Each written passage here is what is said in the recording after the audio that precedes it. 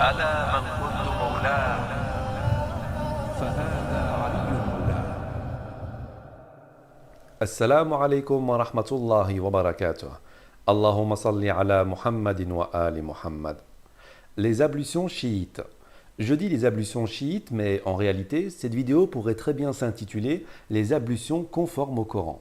Car oui, les chiites font leurs ablutions de manière conforme au Coran, tandis que les sunnites... Bon, voyons voir. Commençons par mettre en avant l'unique verset du Coran mentionnant les ablutions, la sourate 5, verset 6.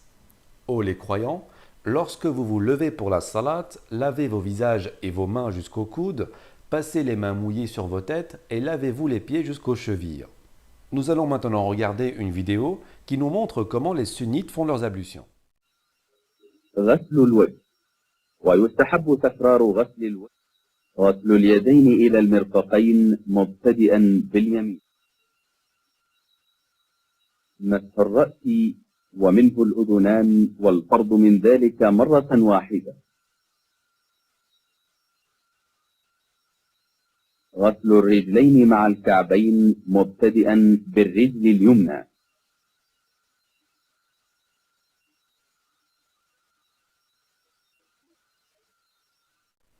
A priori, tout a l'air correct. Ils lavent le visage, lavent les mains jusqu'aux coudes, passent leurs mains mouillées sur leur tête et lavent leurs pieds jusqu'aux chevilles. Oui, sauf que la traduction de ce verset ne correspond en rien à la version arabe originale. Ce qui fait que les ablutions sont totalement faussées, ce qui fait que la prière n'est pas acceptée, etc. On tombe dans un enchaînement d'invalidité. Voyons voir la version arabe phonétique de ce verset. فاغسلوا وجوهكم وأيديكم إلى المرافق وامسحوا برؤوسكم وأرجلكم إلى الكعبين. Le bi qu'on voit ici n'est pas présent dans la phrase précédente. On ne dit pas فاغسلوا بوجوهكم. Le bi est ce qu'on appelle un harf jar, une lettre aspirante. Une lettre aspirante est une lettre qui, lorsqu'elle est posée devant un mot, change la voyelle du mot qui la suit en une kasra, c'est-à-dire en une voyelle i. Par exemple, Al-Kitab devient avec le bi, bil-kitabi, wujuhakum bi-wujuhikum, arjulakum bi-arjulikum. Et le bi veut dire une partie de. Et il existe encore d'autres mots comme celui-ci qui sont des lettres aspirantes. Donc, traduisons ceci en fonction de ce qu'on vient de voir. Cela devient essuyez une partie de vos têtes et vos pieds jusqu'aux chevilles. Et c'est là qu'est l'erreur. Les sunnites, comme nous l'avons vu dans la vidéo, n'essuient pas leurs pieds, mais les lavent. Or, Allah dit clairement « wamsahu » et « essuyez ». Et malheureusement, les traductions en français parlent de lavage. Lavez vos pieds.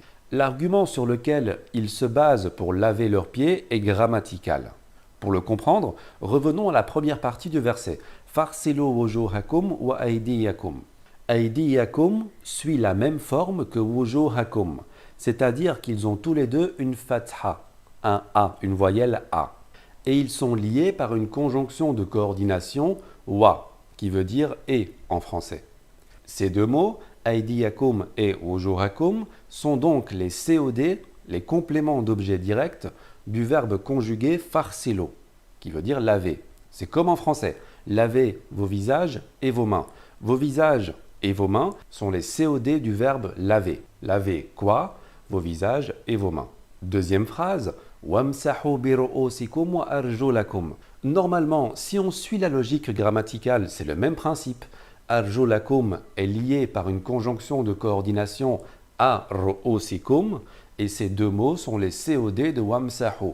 En français, cela donne et essuyez quoi? Une partie de vos têtes et vos pieds. C'est logique. Mais le mot logique et le mot sunnite ne sont pas très bons amis, car ils disent que puisque arjulakum possède une fatha, un A, il ne peut être lié à ru'usikum qui possède une kasra, un I. Mais il est plutôt lié à ces deux autres mots qui se trouvent 40 km plus loin et qui ont aussi un A. Ce qui veut dire que arjulakum, vos pieds, est aussi un COD de farsilo et non de wamsahu. Et que donc, il faut laver les pieds. Compliqué, hein? En fait, c'est comme si en français on disait « laver les vitres et les miroirs jusqu'aux extrémités ». et essuyer une partie de la table et les chaises jusqu'aux pieds, et qu'en fait, il ne faille pas essuyer les chaises, mais plutôt les laver, sous prétexte que le mot chaise est au pluriel au même titre que le mot vitre et le mot miroir. C'est complètement aberrant, aussi bien en français qu'en arabe. Eh bien, simplifions les choses et prouvons que cette argumentation ne peut être correcte et a été falsifiée de manière à justifier la pratique de certains compagnons égarés. Ouh là là, il a dit compagnons égarés, kafir, mushrik. Pour l'histoire des compagnons, veuillez s'il vous plaît vous rediriger vers cette vidéo. Commençons par dire que les sunnites possèdent plusieurs Corans différents. On a l'habitude de dire que ce sont les chiites qui ont un Coran différent, mais détrompez-vous, vous allez être surpris de ce qui va suivre. Sahih al-Bukhari, hadith 2419. Omar ibn al-Khattab disait: j'ai entendu Hisham ibn Hakim ibn Hizam réciter la sourate Al-Furqan autrement que je ne la récitais d'ordinaire. Or, l'envoyé de Dieu sallallahu alayhi wa sallam me l'avait fait réciter lui-même. Je fus sur le point de me précipiter immédiatement sur Hisham, mais je le laissai terminer sa prière, et alors, l'enroulant dans son propre manteau, je le traînai devant l'envoyé de Dieu sallallahu alayhi wa sallam et dis à ce dernier: je viens d'entendre cet homme réciter le Coran autrement que tu me l'as fait réciter toi-même. Lâche-le, me dit le prophète sallallahu alayhi wa sallam. Puis, s'adressant à Hisham, il lui dit de réciter. Celui-ci récita. C'est ainsi que cette sourate a été révélée, ajouta le prophète sallallahu alayhi wa sallam. S'adressant alors à moi, il me dit de réciter. Je récitais. C'est bien ainsi que cette sourate a été révélée, ajouta-t-il encore. Le Coran a été révélé de cette manière, récitez-en ce que vous pourrez. Et cela est confirmé par plusieurs autres hadiths, notamment le 4991. Ibn Abbas rapporte que l'envoyé de Dieu sallallahu alayhi wa sallam a dit: Gabriel me fit réciter selon un seul harf. J'insistai auprès de lui en demandant davantage, et lui, à chaque fois, en ajouta, jusqu'à ce qu'il s'arrêta sur 7 harf. Et on a une note en bas de page. Et la note en bas de page va nous expliquer quelles sont ces 7 manières différentes de lire le Coran, selon 7 variantes de lecture. Des questions qui ont trait à l'historique du Coran et aux modalités de sa révélation, celle-ci est une des plus importantes. L'opinion correcte adoptée par la majorité des docteurs de l'islam comme Maki ibn Abi Talib, Abd al-Barr, Ibn Qutayba ibn Shurayh et d'autres encore, est qu'il s'agit soit de vocables éparpillés dans le Coran qui ne se prononcent pas de la même manière mais qui ont le même sens, ou qui ne se prononcent pas de la même manière et n'ont pas le même sens, c'est-à-dire qu'on voit là que les différentes variantes ne changent pas seulement le texte du Coran brut mais également sa signification, son sens, soit de l'ajout d'un mot et l'effacement d'un autre, soit de l'ajout d'une lettre et l'élision d'une autre.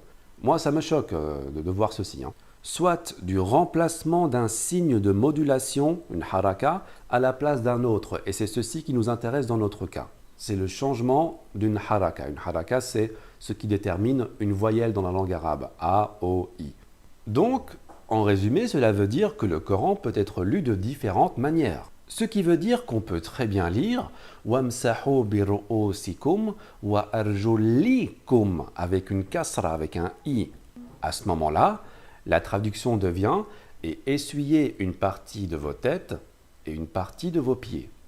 Et c'est une voyelle qui change absolument tout. Car on ne pourra plus dire que « arjulikum » doit être rapporté à « aidiyakum » et « wujuhakum » et qu'il faille donc les laver. Mais plutôt qu'il doit être rapporté à « ru'usikum » et donc qu'ils doivent être essuyés. Et je vais vous montrer la preuve que ces Corans existent bel et bien chez les sunnites. On ne va pas parler de falsification de Coran ici, ce n'est pas le sujet de la vidéo, on traitera cela dans une autre vidéo. On va uniquement rester focalisé sur le cadre des ablutions. Donc ici nous avons le Coran que nous possédons tous à la maison, celui qui est connu par tout le monde. Et lorsque nous allons à la sourate Al-Ma'ida, la sourate 5, le verset 6, nous lisons effectivement « Wamsahu bi ru'usikum wa arjulakum ». Vous voyez ici, pour les non-arabophones, ceci est la lettre Lam, donc L en français, et le trait qu'il y a ici au-dessus montre que c'est une voyelle A. Donc c'est là, on dit là, arjulakum. Bien. Prenons maintenant un autre Coran. Donc, Al-Qur'an al-Karim, riwayat al-Imam al-Bazzi, an Ibn Kathir. Alors, pour qu'on ne me dise pas qu'il s'agisse d'un Coran chiite ou je ne sais quelle chimère on va inventer, voici dans l'une des dernières pages la preuve qu'il a été agréé, accrédité par l'université d'Al-Azhar.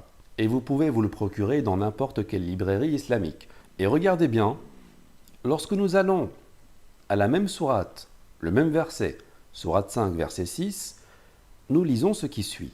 Wamsahu bi ru'usikum wa arjulikum. Cette fois-ci, le trait n'est plus au-dessus, il est en dessous, ce qui veut dire que c'est un i, li. Je vais les juxtaposer pour vous montrer la différence. Et dans ce genre de Coran, ce n'est pas la seule modification qui existe. Mais comme je l'ai dit, cette vidéo est essentiellement basée sur les ablutions. Nous reviendrons dans une autre vidéo sur ce sujet, Inch'Allah Ta'ala. Alors ici, il y a encore un autre Coran. Ce n'est pas le même, malgré que ce soit la même couverture, c'est parce que c'est la même édition. Ici, c'est Riwayat al-Imam Qunbul an Ibn Kathir. Donc l'autre, c'était Imam al-Bazzi, et ici, c'est Imam Qunbul. Et la lecture est la même, comme nous pouvons le voir, à la page 108. Wamsahu bi ru'usikum wa arjulikum ila al-ka'bayn.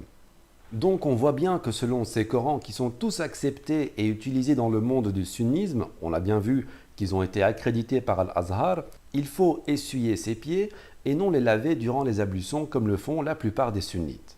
Par contre, les chiites, eux, restent totalement conformes à la parole d'Allah. Regardez. اللهم بيض وجهي يوم تسود فيه الوجوه ولا تسود وجهي يوم تبيض فيه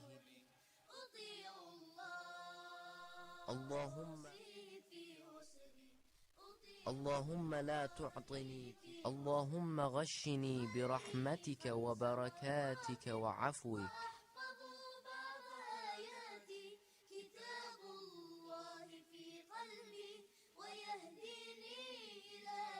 اللهم ثبتني على الصراط يوم تزل فيه الأقدام واجعل سعي فيما يرضيك يوم تزل فيه الأقدام واجعل سعي فيما يرضيك عني.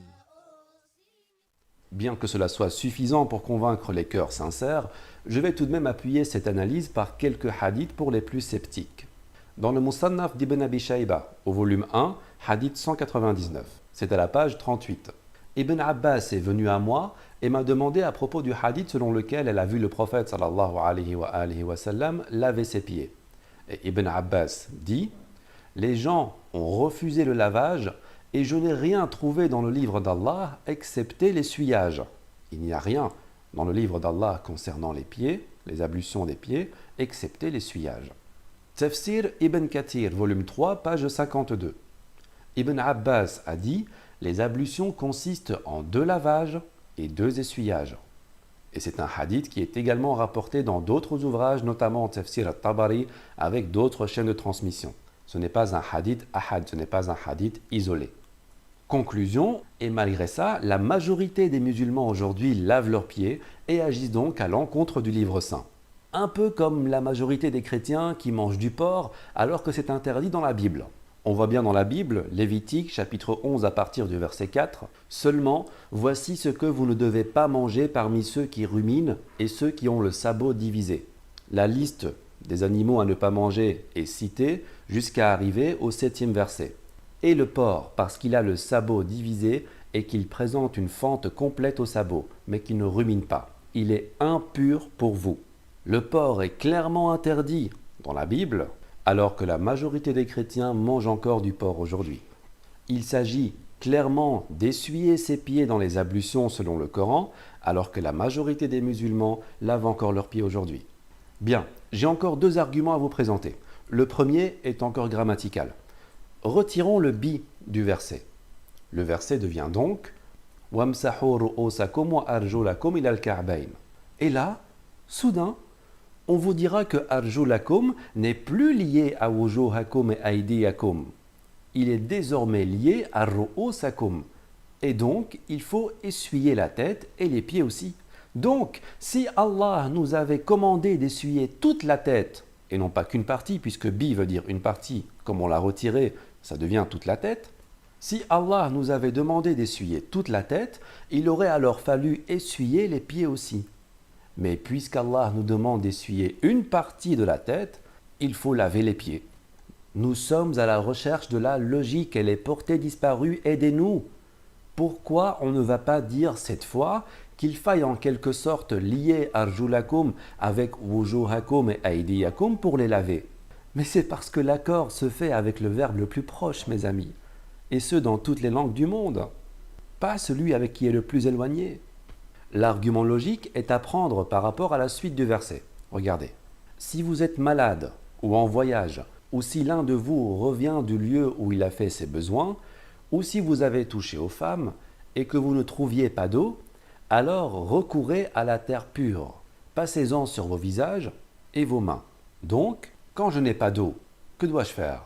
Prendre de la terre pure et en appliquer sur le visage et sur les mains. Eh bien, réfléchissez. La terre pure remplace l'eau lorsqu'il n'y en a pas. Ce qui veut dire que toutes les fois où j'utilise de l'eau pour mes ablutions, maintenant je dois utiliser de la terre puisqu'il n'y a pas d'eau. Pour les sunnites, l'eau est utilisée pour laver le visage, les mains et les pieds. Je remplace l'eau par la terre puisqu'il n'y a pas d'eau. Si on suit cette logique sunnite c'est un oxymore, je devrais passer cette terre sur le visage, sur les mains et sur les pieds. Mais Allah ne nous demande pas de nous passer de la terre pure sur les pieds. Il n'y a que le visage et les mains qui sont concernés en cas d'absence d'eau. Ce qui veut dire, en somme, que les pieds ne sont pas concernés par l'eau. Ils ne sont pas concernés par le lavage. Si c'était le cas, on aurait demandé aux croyants de passer de la terre pure sur leurs pieds également. On va me dire, oui, mais ce n'est qu'un détail, ce n'est pas grave, tu cherches la petite bête, tu exagères. Croyez-vous donc en une partie du livre et rejetez-vous le reste? Ceux d'entre vous qui agissent de la sorte ne méritent que l'ignominie dans cette vie, et au jour de la résurrection, ils seront refoulés au plus dur châtiment. Et Allah n'est pas inattentif à ce que vous faites. Sourate 2, verset 85. On ne peut pas négliger un tel détail. Même si cela paraît anodin à nos yeux, il y a une hikmah derrière. Il y a une grande signification profonde derrière. Et il nous est commandé d'obéir à la parole divine. Bon, après, vous faites ce que vous voulez. Alors, certains vont me dire, et je terminerai par ça, les chiites ne font pas non plus leurs ablutions correctement car ils n'essuient pas tous leurs pieds et n'essuient pas non plus leurs chevilles. Or, le Coran dit « Wamsahu bi ru'usikum wa arjulikum ila al-ka'bayn » jusqu'aux chevilles. Tout d'abord, le bi montre qu'il faut essuyer une partie du pied et non sa totalité, comme on vient de l'expliquer. Deuxièmement, la cheville n'est pas seulement la partie postérieure du pied. Elle est en fait similaire au poignet de la main, c'est-à-dire qu'elle représente tout le collier articulaire entre le pied et le tibia. La cheville n'est pas un os, n'est pas un ligament, c'est en fait la combinaison de plusieurs articulations se trouvant à ce niveau. Donc, lorsque les chiites font leurs ablutions et essuient leurs pieds comme vous l'avez vu dans la vidéo et comme vous le voyez sur cette photo, ils touchent également la cheville. La cheville ne se trouve pas uniquement à l'arrière. Donc, cela est conforme au Coran et cela est aussi conforme à la Sunna et c'est ce que nous allons voir dans une des prochaines vidéos, Inch'Allah Ta'ala. Alors, les ablutions aujourd'hui, le port demain? Assalamu alaikum wa rahmatullahi wa barakatuh. اللهم صل على محمد وآل محمد